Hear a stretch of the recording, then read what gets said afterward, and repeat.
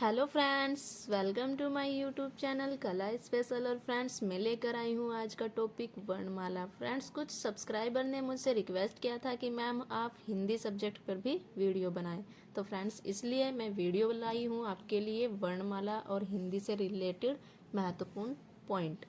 तो फ्रेंड्स, सबसे पहले हम हिंदी सब्जेक्ट में वर्णमाला का अध्ययन करेंगे। फ्रेंड्स, हम बेसिक से स्टार्ट करेंगे, बिल्कुल बेसिक से चलेंगे। फ्रेंड्स, सबसे पहले हम वर्णमाला से ही स्टार्ट करेंगे, वर्णमाला का ही अध्ययन करेंगे, क्योंकि वर्णमाला हमारे लिए बहुत ज़्यादा इम्पोर्टेंट है। यहाँ से एग्ज़ाम में हमेशा से ही क्वेश्चन बनते रहे हैं। तो फ्रेंड्स, चलिए वीडियो शुरू करते हैं। सबसे पहले हम जानेंगे वर्णमाला किसे कहते हैं। फ्रेंड्स,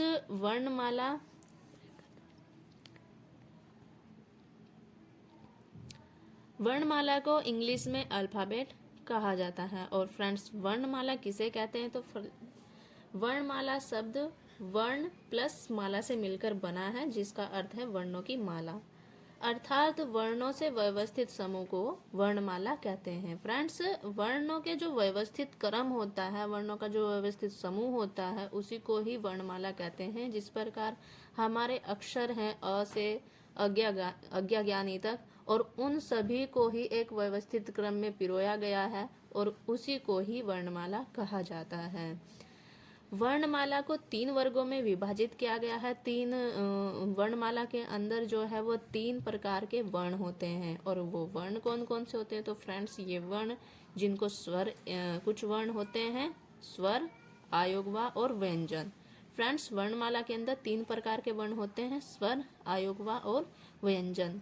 स्वरों में हमारे अ, आ, ई, उ, री, ए, ऐ, ओ, औ, अंग, अह, और इनकी संख्या 11 है, और ये हमारे स्वर हैं। आयोगवाह के अंदर हमारे अंग अ और अह आते हैं। इनमें से अंग को अनुस्वार, अह को अ को अनुनासिक और अह को विसर्ग कहा जाता है। फ्रेंड्स, ये हमारे आयोगवाह है। व्यंजनों में हमारे जो आते हैं ये क से, इनकी संख्या क से ह तक है, और इनकी टोटल संख्या जो है वो 33 है, लेकिन इसमें 2 द्विगुण ड और ढ को ऐड करने पर इनकी संख्या हो जाती है 35। तो फ्रेंड्स, ये इम्पोर्टेंट पॉइंट है।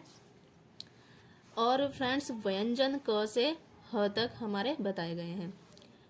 स्वर जान लेते हैं, स्वर किसे कहते हैं। फ्रेंड्स, कुछ बच्चे जो होते हैं वो स्वर में कंफ्यूज होते हैं कि स्वर किसे कहते हैं, उसकी परिभाषा क्या है। तो फ्रेंड्स, स्वर जो होता है, जो वर्ण किसी दूसरे वर्ण की सहायता के बिना बोले जाते हैं, उन्हीं को ही स्वर कहा जाता है। फ्रेंड्स, जो हमारे स्वर हैं वो दूसरे वर्ण की सहायता के बिना बोले जाते हैं। जैसे कह सकते हैं हम कि स्वतंत्र रूप से जिनका उच्चारण होता है उन्हीं को ही स्वर कहा जाता है। जिस प्रकार हमारा अ, आ और ई, इन स्वरों का उच्चारण करते हुए हमें किसी दूसरे वर्ण की ध्वनि सुनाई नहीं देती है, सिर्फ हमें स्वर की ही ध्वनि सुनाई देती है, इसीलिए इनको स्वर कहा जाता है। आयोगवाह जान लेते हैं, आयोगवाह किसे कहते हैं। तो फ्रेंड्स, आयोगवाह जिन वर्णों का उच्चारण ना तो स्वरों की तरह होता है और ना ही व्यंजनों की तरह होता है, ऐसे व्यंजनों को आयोगवाह कहा जाता है। फ्रेंड्स, हमारे जो आयोगवाह है वो ना तो पूरी तरह से व्यंजन है और ना ही पूरी तरह से स्वर है, इसलिए उनको हमने आयोगवाह नाम दिया है। और आयोगवाह में अंग को, जैसे कि मैंने अभी बताया था आपको, अंग से अंगूर को स्वर, अ को अनुनासिक तथा अह को विसर्ग कहते हैं। फ्रेंड्स, ये पॉइंट एग्जाम की दृष्टि से बहुत ज़्यादा इम्पोर्टेंट है, और यहाँ से एलटी, नेट और जितनी भी आपकी उत्तराखंड से रिलेटेड परीक्षाएं हैं उनमें यहाँ से क्वेश्चन बनते रहे हैं। व्यंजन जान लेते हैं। फ्रेंड्स, व्यंजन को इंग्लिश में कॉन्सोनेंट्स कहा जाता है, और इसकी परिभाषा है जो वर्ण स्वर ध्वनि की सहायता से बोले जाते हैं। फ्रेंड्स, जो वर्ण स्वर ध्वनि की सहायता से बोले जाते हैं उनको व्यंजन कहते हैं। जिस प्रकार हम क, ख, ग, इन सब व्यंजनों का उच्चारण बिना अ के साउंड के नहीं कर सकते हैं, इसलिए इनको व्यंजन कहा जाता है।